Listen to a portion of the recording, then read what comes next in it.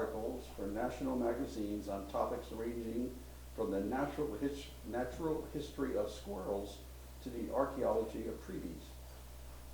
She is a contributing editor to Greenprints and the Early American Life, a speaker for the Vermont Humanities Council and the Children's Literacy Foundation, chair of the Vermont State Dorothy Cantor Fisher Reading Committee, and a blogger for National Geographic's The Plate. She is a longtime homeschooler, and her now growing up kids still like her. Quite impressive. It's kind of interesting. Just about a year ago, it was on August 9th, Rebecca was up here for her first presentation. It was called Soup to Nuts, kind of the history of food and how we eat it and why we eat it and so forth. And so right now it's been a year. I think we've probably had enough time to digest all of that. and we're now here for the after dinner drinks, okay, so to speak. This is, tonight we're talking about Paul Revere's rum, Ethan Allen's cider, George Washington's whiskey, and a lot of Bathtub gin. An eccentric history of alcohol. So, turn it over to you, and we'll adjust some lights. Now, this is the first time I've done this, so I'm hoping for some input from you guys. You know, feel free to interrupt or to comment or to tell me when this is really, really boring, because I need to know. So just for starts, this is a history of humans' long, long, long history with alcohol. It's been with us for hundreds of thousands and possibly millions of years, and may date back to our primate ancestors. Let's see. Advance. Oh. Okay, this is representative of the drunken monkey hypothesis, which was first proposed by a guy named Robert Dudley, who's an evolutionary biologist from UC Berkeley. And he argued that our relationship to alcohol began with monkeys who at some point in the far distant past came down out of the trees attracted by fermenting fruit on the forest floor. And this was a great new source of calories. The extra food gave the tipsy monkeys a reproductive advantage, but it didn't make them so tipsy that they were easy prey for predators. So basically, this new food was a win-win for monkeys. And there's some evidence from genetics that this may actually be true. We do know that about 10 million years ago, before us, we're still monkeys, there was a mutation in a primate gene for alcohol dehydrogenase, which is the enzyme that lets us digest ethanol. And this mutation beefed up this enzyme so that we could digest ethanol 40 times faster and more efficiently than before. And that gene was conserved right through evolution, which indicates that it was something good for our survival. So maybe drunken monkeys. There's also a good argument that civilization began with beer. The Neolithic Revolution, which started about 10,000 years ago, is when we discovered agriculture and permanent settlements, and eventually, condos, electricity, plumbing, began about 10,000 years ago. And this is when people first began growing grain. And researchers are still bickering over what possessed people to do this. Were they growing grain for beer, or were they growing grain for bread? It's an unresolved mystery. Now this is Göbekli Tepe. It's in southwest Turkey. It dates back 11,600 years. It's the world's oldest known agricultural community. And it's known for these huge stone pillars that have animals carved on them, and for its beer vats. And the beer vats are these things down in the corner. These are big limestone troughs that could each hold 40-something gallons of liquid. And archaeologists took scrapings from the bottom and found that they had contained oxalates, which is a chemical marker for the fermentation of grain into alcohol. So they're pretty sure these vats contained beer. And the pro-beer advocates argue that prehistoric beer parties of the sort you would have with limestone troughs full of 40-something gallons of beer probably brought people together, forged a sense of community and social bonding, enabled everybody to work together and get along, and to create group major projects such as, big giant stone pillars with animals carved on them.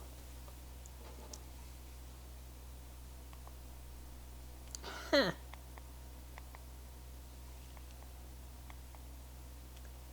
This is a Sumerian pay stub. It's a record of what was paid to Sumerian workers in 3000 BCE. And it shows that the workers were paid at least partially in beer. And the pictograph for beer is that thing that basically looks like a glass of beer. It's a triangle with lines across it. And it turns out that that pictograph is the most commonly used symbol in Sumerian. Our oldest known beer recipe is also Sumerian. It dates from 1800 BCE, though beer is certainly older than that. And it's part a drinking song, a celebration of Ninkasi, who was the goddess of beer. And it also shows that Sumerian beer was made from grain, yeast, honey, and bread crusts. So bread or beer, which came first? It's still a problem, and the Sumerian recipe did not solve this for us.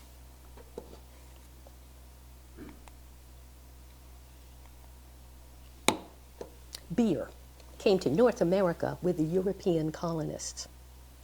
The Mayflower was loaded with beer. And the Pilgrims may actually have settled where they did, in Plymouth, because they ran out of it. We've got a quote from William Bradford. They were actually heading for Virginia, which had a much nicer climate than Plymouth, Massachusetts. But Bradford, who was the first governor of the Plymouth colony, wrote in his diary, "We could not now take the time for further search or consideration, our victuals being much spent, especially our beer, and it is now the 19th of December." And running out of beer was a big deal. The Europeans came from an environment where water was dangerous. And the process of beer making, which involved boiling and producing alcohol, would sterilize this stuff and make it safe to drink. Okay, well, the next slide has a great picture of colonial women making beer. Yes. Everybody drank beer. Every housewife knew how to make beer, but not all the men did. And this was a problem in the very early days of colonization. Women were so scarce in the colonies in the early 1600s that the men were reduced to drinking water. And in 1607, in Jamestown, the first permanent English settlement in the Americas, it was settled by men, nothing but men, 104 of them, and not a brewer in the lot. So the men, presumably immediately recognizing their terrible mistake, repeatedly sent requests back home to their sponsor, the Virginia Company, asking for women, which finally the company responded to in 1620, and they shipped out 90 mail-order brides, who were known as the tobacco brides, since each prospective husband had to pay for his mate with 150 pounds of tobacco. And these women might have been called the beer brides, because this was the hope. Some of them actually came with certificates saying that they were expert brewers. The problem, oh yes, thank you. The problem was that for all the skills they brought with them, They just didn't have the right raw materials for making beer. The grain of choice for beer was barley, and barley did not grow well in colonial North America. So instead, the colonists did their best to make beer from anything else that was available, which nobody much liked. And there's a poem titled New England's Annoyances, written by an anonymous Puritan in 1630. He complains about the weather, the wildlife, the food, particularly the pumpkins, nothing but pumpkins, and the awful beer, which the poet claimed was made of pumpkin and parsnips and walnut tree chips. Well, ordinary colonial households, if they weren't drinking beer, were drinking hard cider, which needed apples. And while barley didn't do very well, apples didn't either, not at first. America's first apples were planted by an Anglican minister named William Blackstone, who arrived in Massachusetts in 1623 with crates and crates of books, including, according to historians, 186 of them in foreign languages. And he settled in what later became the center of Boston, where he lived all by himself and planted an apple orchard. Then in the 1630s, the Puritans arrived who did not get on with him or vice versa, so he relocated to Rhode Island and planted another apple orchard. And it's from Blackstone's apples that apple historians believe America's oldest apple varieties are descended from. Apples, though, only really took off with the arrival of honeybees, which are their preferred pollinator. Hives were first shipped into Virginia in the 1620s, but the honeybees didn't really make it up our way until the late 30s or 1640s. But once they did, the apples took off. So by the late 1600s, apples were flourishing, and apple growers were producing an estimated 300,000 gallons of hard cider a year. And this was hard cider. All cider, pre-pasteurization, was hard, and everybody drank it, men, women, and children. Okay. Most people haven't heard of William Blackstone, who deserves a lot more credit than he gets. But instead, in American history, the name most of us associate with apples is John Chapman, commonly known as Johnny Appleseed. And Johnny, in the early 1800s, planted acres of apple orchards along the frontier, which at the time was just west of Pennsylvania. Now, depending on who you read, Johnny Appleseed was either a nutcase who wore a tin pot on his head, or he was a canny nurseryman who knew his job. But the bottom line is that he was not planting eating apples. This man was not thinking apple pies. His apples were for booze. His apples came from the seeds of cider mills. And apple seeds are a botanical mess. Apples are what are known as extreme heterozygotes. They don't breed true from seed. So actually apples that are grown from seed were commonly known as spitters, because theoretically that's what you did with your first mouthful of any of these apples. Henry David Thoreau, who apparently tried quite a lot of them, described them as sour enough to set a squirrel's teeth on edge and make a jay scream. So they were lousy as snacks, but they were just fine for cider. Now, during the 1840 presidential campaign, William Henry Harrison pitched himself as a humble man of the people with the slogan, "Log cabin and hard cider." His favorite foods, he claimed, were squirrel stew and hard cider. Well, he was running against the incumbent, Martin Van Buren, who had the really lousy luck to be in office in a period of economic catastrophe. The banks had failed, unemployment was up, the country was in the midst of a depression. And Harrison supporters attacked Van Buren up one wall and down the other for his out-of-touch elitism. They talked about his silver shoe buckles, his satin-lined carriage, his fondness for champagne, and he was also accused of wallowing lasciviously in raspberries.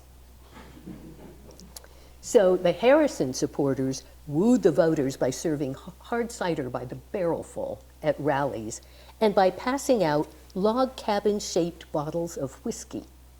You can see one there. And the whiskey was produced by a distillery called the E.C. Booze Company. And this is the source of our use of the synonym booze for alcohol, a Mr. Booze. Harrison won by a landslide. But he had a very, very short-lived presidency. After giving the longest inaugural address in history, it was over 2 hours long, he caught cold and then died 2 months later of a mix of pneumonia and terrible doctors.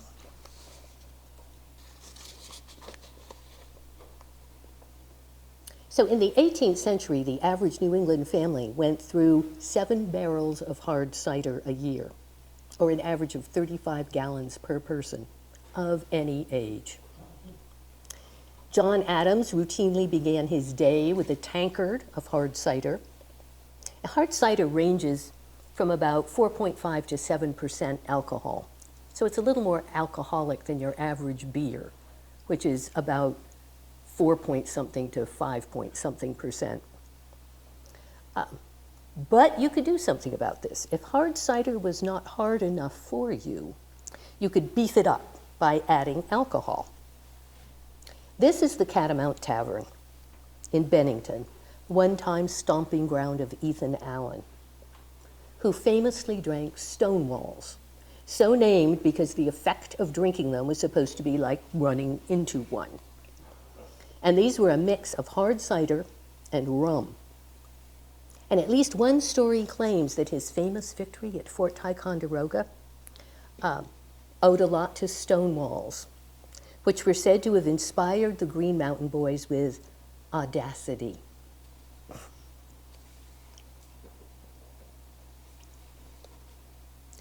Basically, the signature drink of the 1700s was rum. The origin of the name is a mystery. One guess is that it comes from rumbustion, which was an Old English slang term for an uproar, which may have been the inevitable result of too much rum. On the 18th of April in 75, Paul Revere, who gets a lot of credit for his famous midnight ride because Henry Wadsworth Longfellow found his name far more poetic than that of William Dawes and Samuel Prescott. Nothing rhymes with Prescott. Is said to have paused in Medford, Massachusetts, at the home of Isaac Hall, not only to warn of the approaching British, but to toss back a tot or two of rum. Medford in Revere's day was in the midst of the American rum boom, and Isaac Hall, as well as the local captain of the Minutemen, had a distillery that was said to turn out a rum that was strong enough to make a rabbit bite a bulldog.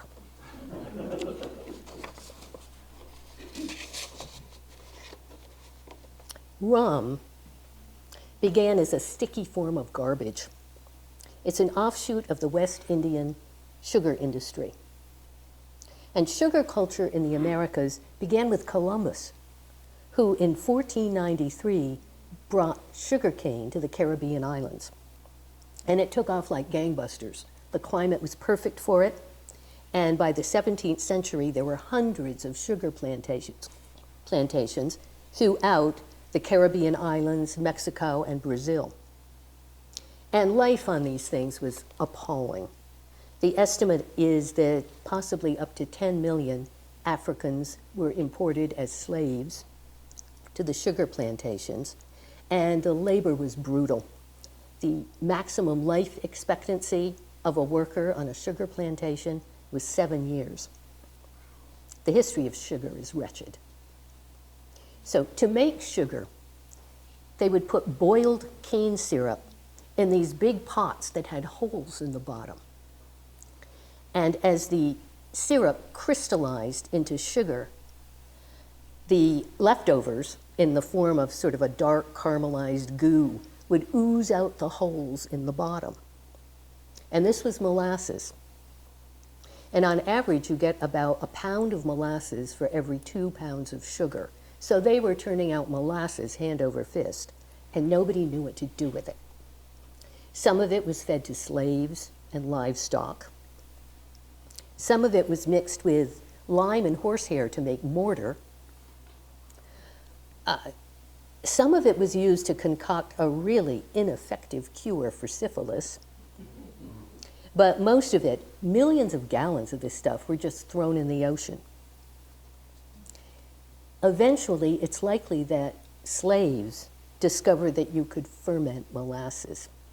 And it probably happened on Barbados, because one of the earliest references we've got to rum dates to 1647.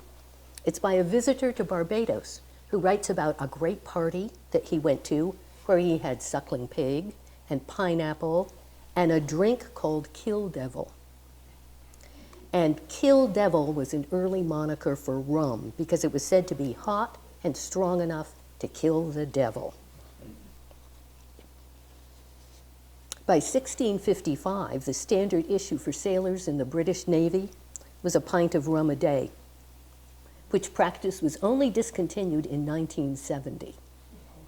And the last day of rum in 1970 was called the Black Tot Day. All the sailors wore black armbands, and they poured their last issue of rum into the sea.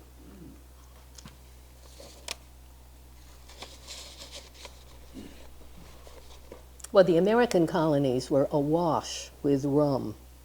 The first rum distillery in the colonies, they were importing rum straight from the Caribbean. Then they realized they could distill their own rum, so they started importing molasses. So the first rum distillery was founded in 1664 on Staten Island. In 1699, a British observer to the US, not quite the US, to the colonies, pointed out that rum was adored by Americans. He said, "It was the comforter of their souls, the preserver of their bodies, the remover of their cares, and the promoter of mirth. And it cured indigestion and frostbite." Benjamin Franklin, in 1737, amidst this tidal wave of rum, he approved of drink, but he didn't approve of drunkenness. Franklin was always a nothing in excess man, and he published a list of 229 synonyms for drunk in the Philadelphia Gazette. And one of these was "gone to Barbados," which referred to the fact that Barbados was the source of rum. The colonies were also the source of rum. By 1770, there were over 150 rum distilleries in New England, and the colonists were importing 6.5 million gallons of West Indian molasses a year to make it. Rum was soon the colony's largest and most profitable industry. It was even better than codfish. One estimate from the time of the Revolution puts American rum consumption at 4 gallons per person per year. And most of it wasn't very good rum either, but it was cheap. And as we'll see, a lot of the history of alcohol has to do with follow the money. Rum was also famously the favored drink of pirates. Remember from Treasure Island, yo ho ho and a bottle of rum? Well, Robert Louis Stevenson, it turns out, was right on.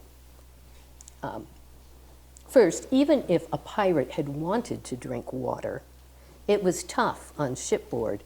Beer or rum lasted. Water in storage casks on board ships turned slimy, and it was basically undrinkable. So, rum. And then sailors presumably just liked to drink. One of Ben Franklin's many synonyms for drunk was gone to sea. But when archaeologists excavated Port Royal, Jamaica, which was a famous pirate hangout in the late 1600s and early 1700s, they turned up hundreds and hundreds of rum bottles. And we've got all these great stories about pirates. Blackbeard claimed that strong drink was the only thing that kept his men from mutiny. And Calico Jack Rackham, today there is a rum named after him, was captured with his ship at anchor because he and his crew were all too drunk to either put up a fight or run away. Bartholomew Roberts, who was called Black Bart, was said to be the most successful pirate of the era. He had 470 captured ships under his belt, so he was clearly good at it. What was remarkable about him in the annals of piracy is that he was said to drink only tea. Okay. The actual alcoholic content of 18th century rum is a mystery, because before the invention of the hydrometer, which was in 1816, and which made it possible to actually measure the percentage of alcohol in liquor, the best test available was to mix a pinch of gunpowder with your alcohol and then train the rays of the sun through a magnifying glass on it. And if it exploded, this was proof that it had enough alcohol. And that is where we get our modern word proof, which is now mathematical and just means double the percentage of alcohol by volume.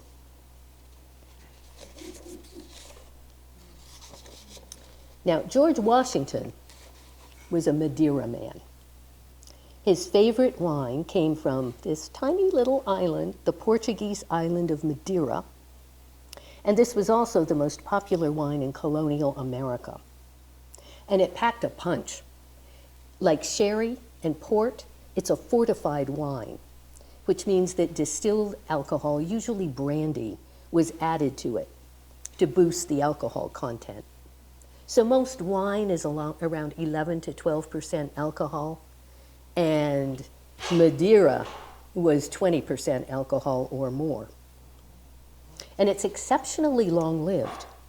If you get your hands on a bottle of George Washington's Madeira to this day, it should be good. Unlike Thomas Jefferson's wine, which should be vinegar. The real selling point for colonial Madeira, though, was that it wasn't taxed. Portugal and Britain had this long, supportive trade relationship, dating back to the 14th century. And unlike Britain's scratchy dealings with France, with which it was continually at war, which messed up the importation of French wine, it got along pretty well with Portugal. So in the 1700s, Britain had a deal that exempted importers of Portuguese wine from taxes. And in this fantastic period, Americans were Madeira's best customers. They consumed tax-free a quarter of the output of Madeira from the island.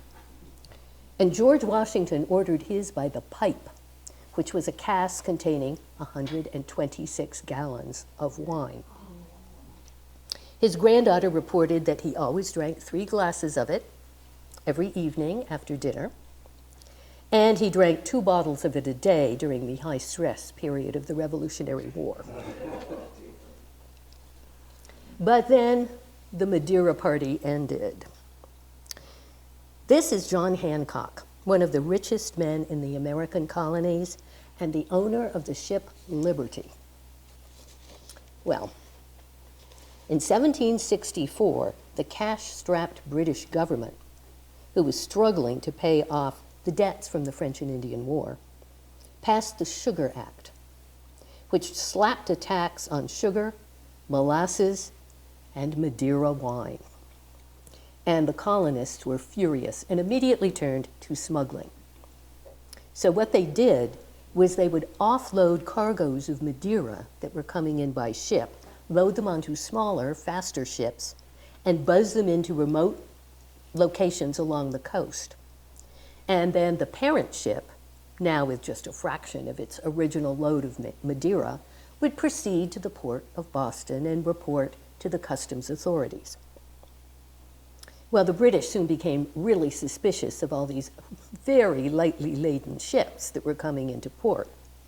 And they cracked when John Hancock's Liberty sailed into harbor in 1768, carrying just 25 casks of Madeira when it clearly had room for over 100.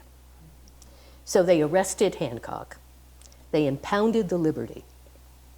John Adams got Hancock off, but he never got the Liberty back. This became known as the Liberty Affair, and protests over it, like the Boston Tea Party, became part of the lead up to the Revolution. The Liberty ended up in Rhode Island, where the British used it to patrol for customs violators. But protesters boarded it and burned it about a year later, and that was the end of that. And just a few years later, they signed the Declaration of Independence, and they toasted it in Madeira. And you can kind of bet it might have been smuggled Madeira. These are Jeffersonian wine bottles. They've got his initials on them. And they were found behind a bricked-up cellar wall in an old building in Paris. Jefferson was probably America's first wine connoisseur. He became interested in wine during his diplomatic mission to France in the 1780s, and he tried to establish a vineyard at Monticello, but that went nowhere. All his vines froze to death. But that didn't stop him from buying wine. He bought 20,000 bottles of wine while he was president and had a wine cellar dug at the White House. During his first year in office, he spent a third of his salary on wine. He believed that wine inspired conversation, which may occasionally have backfired, since it sounds like Jefferson may actually have been America's first wine bore. John Quincy Adams, after having dinner with him in 1807, wrote in his diary, "There was, as usual, a dissertation upon wine, not very edifying." Jefferson also thought that wine drinking could combat the poison of whiskey, which brings us to whiskey. Trade with the molasses-producing West Indies was disrupted by the British during the Revolution. So rum was not readily available, and that's when colonists turned to whiskey, which seems to have come to America with Scotch-Irish immigrants in the 18th century who settled through the hills of Pennsylvania and Virginia. So throughout the war, soldiers in the Continental Army got a daily allowance of 4 ounces of whiskey. James Madison, even though he reportedly got a lot of instruction from Jefferson in wine, is said to have drunk a pint of whiskey a day. And by the end of the Revolutionary War, so much whiskey was being produced that now President George Washington, in 1791, decided to tax it to pay the country's staggering war debts. And this led to an armed insurrection of angry farmers in what became known as the Whiskey Rebellion. And the Whiskey Rebellion continued to rebel for the next 3 years. Battles between whiskey makers and government tax collectors were persistent. And finally, Washington repealed the tax, saying that, well, he'd never been able to collect it anyway, especially in Kentucky. And then Immediately after he stepped down from the presidency, he went home to Mount Vernon and started a whiskey distillery. This seems to have been the idea of his new plantation manager, who was a guy named James Anderson, who came from Scotland and had a background in distilling. And apparently Anderson took one look at Mount Vernon's fields of corn and rye and thought, whiskey. So he got Washington's go-ahead, he bought a still, and converted the Mount Vernon cooper shop into a distillery.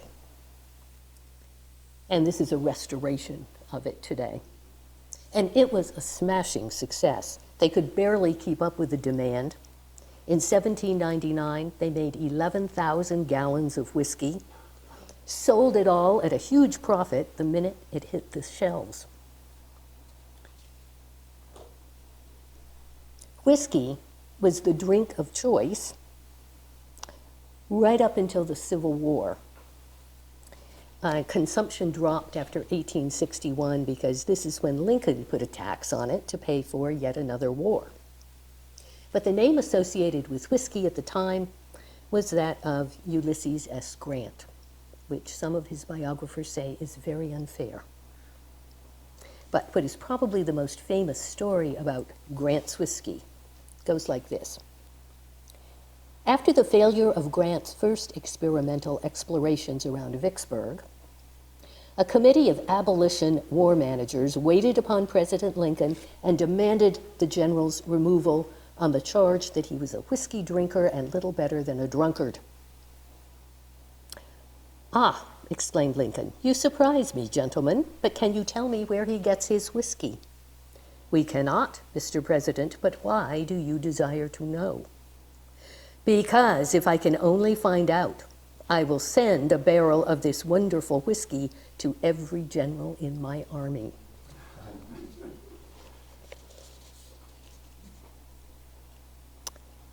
Gin. The earliest gin dates back to the 1300s. Gin is just raw alcohol distilled from grain mash, to which flavorings are added, most commonly juniper berries. And the name gin comes to us from the Dutch jenever, which means juniper, and in England that it was shortened to gin. Well, gin is the drink responsible for what came to be called the gin craze, a period of epic intoxication in Britain that lasted from about 1720 to 1750. Bad news. This is a famous William Hogarth print called Gin Lane, which was circulated to show the dangerous effects of gin. Notably in the front, a mother drinking gin and inadvertently dropping her baby into a gin vat. This stuff was essentially the crack cocaine of its day. Production and consumption skyrocketed. In London alone, there were 7,000 gin shops that ran ads like "drunk for a penny, dead drunk for two."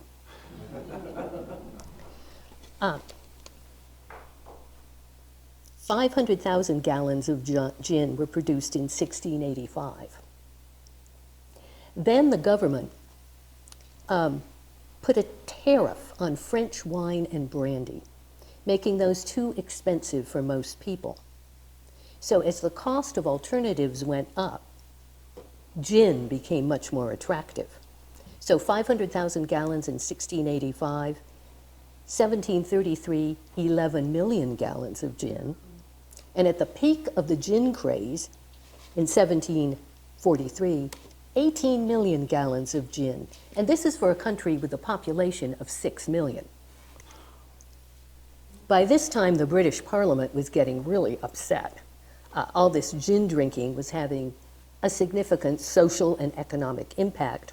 So they started passing gin acts that were designed to restrict the availability of gin. None of them really worked.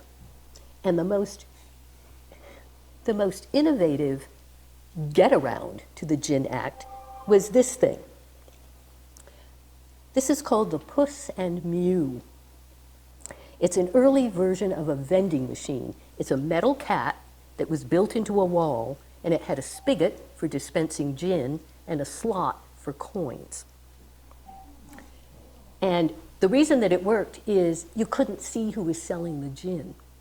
So you could get away with secret gin sales. Now, the gin craze just petered out. It was due in part to a growing social stigma. It was obvious to everybody that this was disastrous, and in part to the increasing popularity of coffee, tea, and beer. Drinking to excess, however, sadly, is an activity that runs through time and across cultures. This is a Greek crater.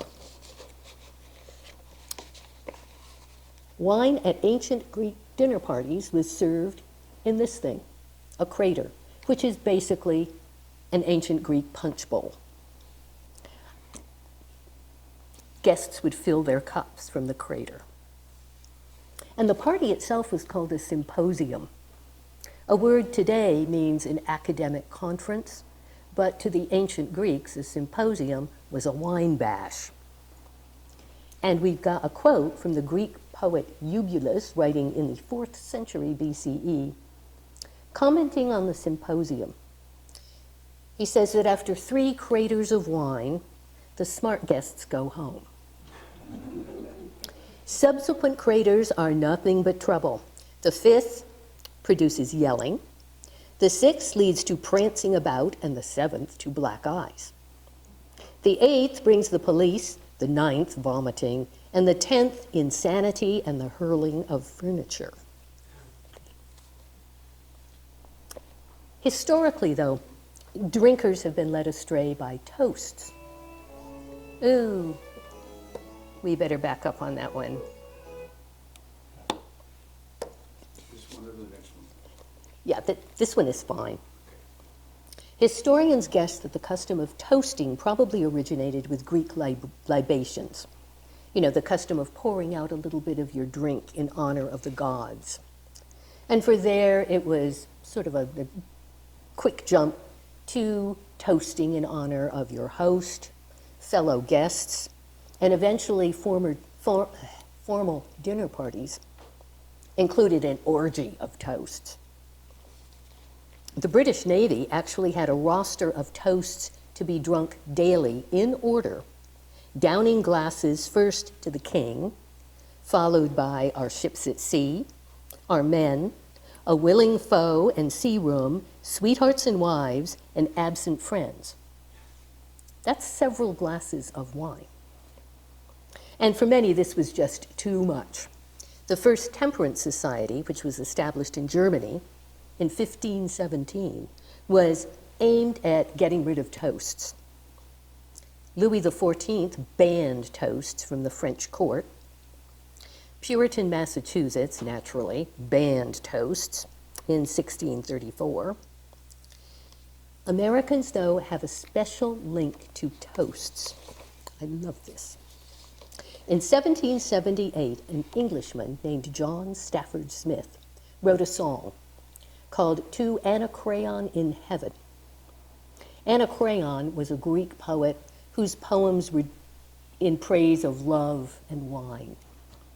And so the Anacreon Society in Great Britain, which was a contemporary gentleman's club devoted to wit, harmony, and the god of wine, adopted this song as their theme song. So they opened each meeting with a rendition of the song and used it as a sort of musical toast. Well, this melody soon became so popular that it was co-opted for any number of derivative songs. And one of them, on our side of the Atlantic, was Francis Scott Key's The Star-Spangled Banner. So listen to this. I love this. There we go.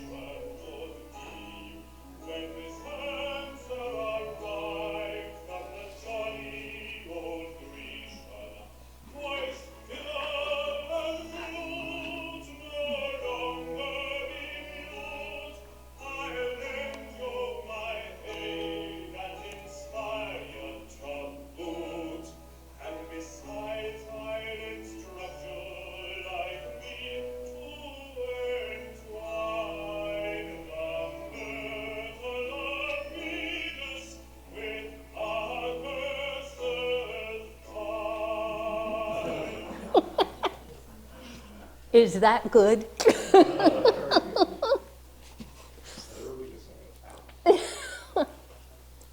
I'm determined to learn it. Okay, every time period has had its concerned citizens urging abstinence, or at least a lot less guzzling. Benjamin Rush was a Revolutionary War era Philadelphia physician.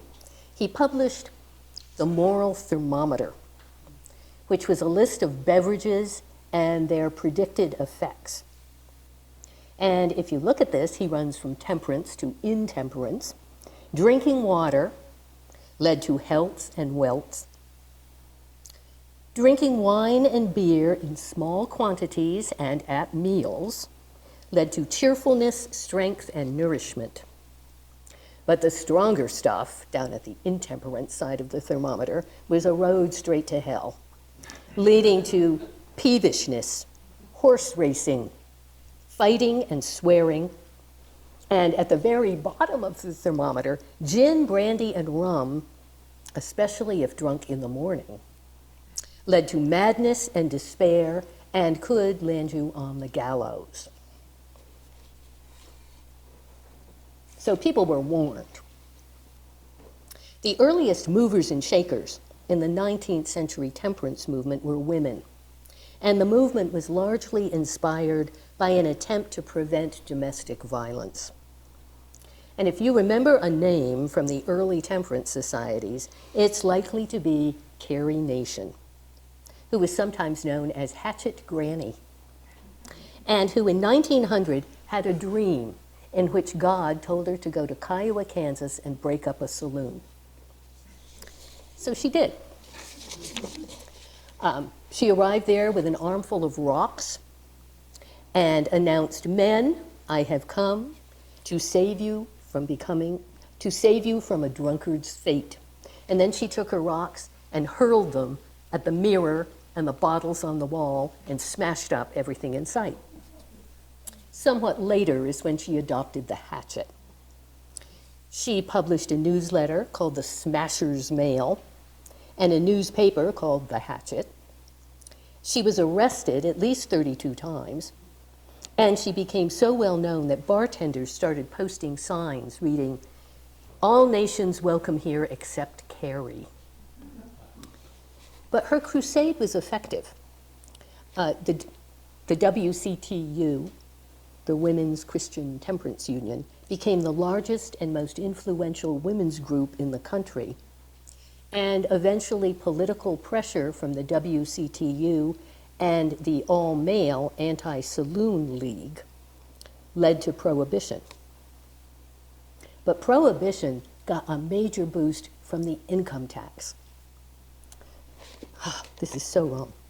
Until the institution of the income tax, which came in with the 16th Amendment to the Constitution in 1913, the bulk of federal money, 70% of it, came from excise taxes on alcohol. So if you wanted prohibition to go, you had to come up with an alternative source of funding for the federal government. So the Anti-Saloon League backed the income tax and were thrilled to death when it passed, because now the country had another guaranteed source of income, so we could go ahead and get rid of alcohol, which we did. As of midnight on January 17th, 1920, it became illegal to buy or sell alcohol in the United States. And ironically, January 17th is also the birthday of Al Capone. Well, immediately, probably at 12:01, bootlegging operations immediately sprang up all over the country. There were still some legal outlets, though, for you to be able to obtain alcohol. Pharmacies and doctors could write prescriptions for medicinal whiskey, which was recommended for everything from anxiety to influenza. And the number of registered pharmacists in New York over the course of Prohibition tripled. But there was a loophole in the law. which allowed for home winemaking to the tune of 200 gallons per family per year. So for this purpose, grape growers started selling these things called grape bricks, which was sort of it was a compressed block of crushed grapes. And they were forbidden by law from telling people how to make wine, but they could include warning labels. So these bricks came with these warning labels that read, after dissolving the brick in a gallon of water, do not place the liquid in a jug away in the cupboard for 20 days, because then it might turn into wine. By the end of Prohibition in 1933, government agents were confiscating 250,000 stills a year, and illegal booze was a $3 billion industry. In today's money, that would be $53 billion. Prohibition did not work very well.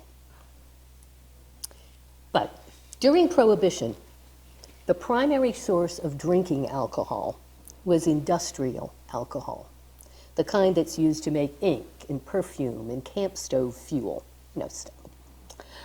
Stuff you wouldn't want to drink. But creative home distillers used this stuff to turn out what was popularly known as bathtub gin. Now, bathtub gin supposedly was responsible for the rise of cocktails, because apparently this stuff was so awful to drink that you really had to mix it with something. Then, in 1926, under Calvin Coolidge, a Vermont president, things became even worse. Prohibition was obviously failing. Crime was way up. People seemed to be drinking even more than ever, and the federal government wanted to discourage it.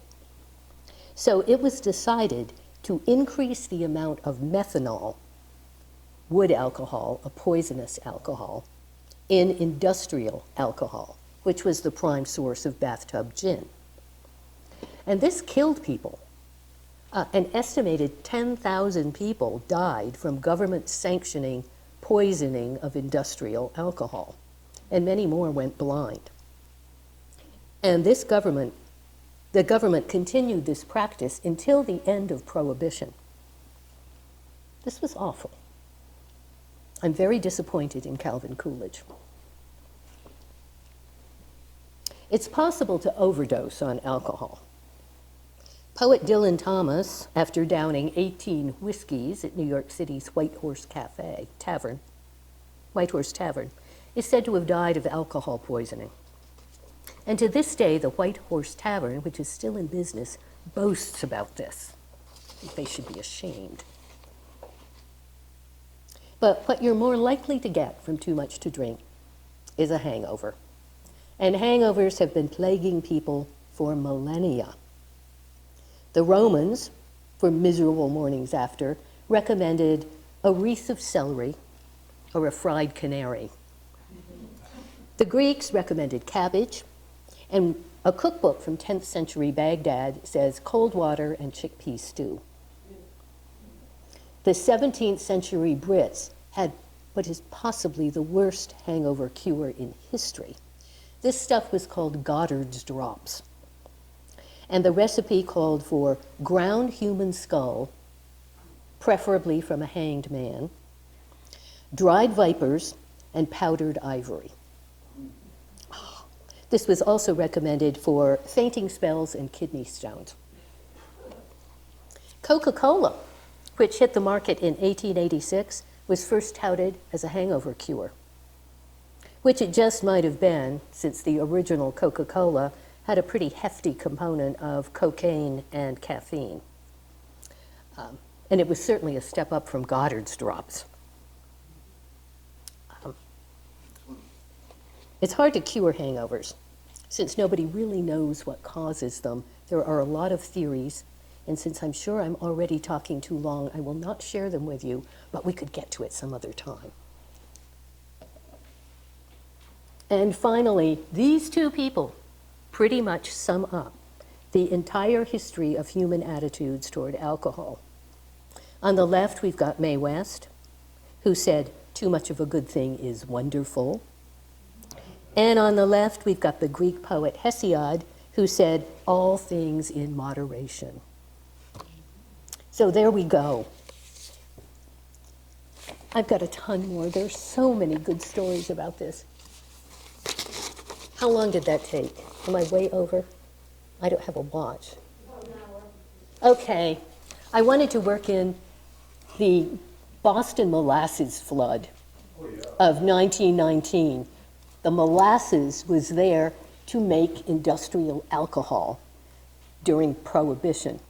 And when this thing burst, I mean, I wrote a magazine article on this a while back. So there are all these great stories about the molasses flood. Apparently, people in the neighborhood of these huge molasses tanks, I forget how much they held, were always worried about them because they made funny noises. They made creaking, kind of cracking noises, and they could see molasses running down the outside. So when they complained to the company that owned the molasses tanks, their response was to paint the tanks molasses color. But this thing was, the flood was dreadful.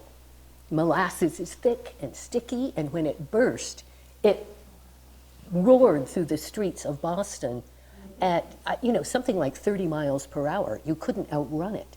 It knocked houses off their foundations. It drowned people. It drowned a lot of horses. And it took months and months and months to clean it up. So it's a great story. Oh, those came from Vermont. This was used during Prohibition if you were tromping back in the woods to visit your still and you didn't want to be tracked down by the revenuers. So on the sole of their feet, they made these carved wooden soles that made your footprint look like cow's hooves.